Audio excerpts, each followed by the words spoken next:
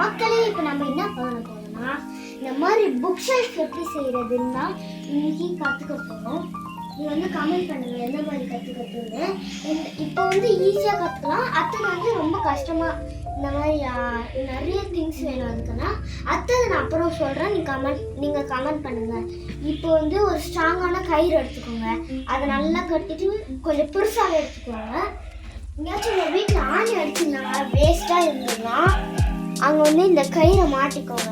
இந்த கயிறை மாட்டிட்டு அப்படியே விட்டுருங்க.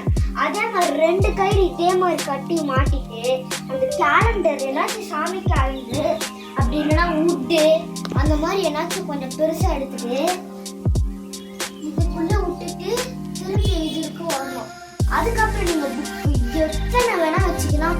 அதுவும் முக்கியமாக ஸ்ட்ராங்கான கயிறு இருக்கணும். இந்த மாதிரி பூ கட்டுற நூல் அதெல்லாம் வச்சிங்கன்னா தாங்கும்.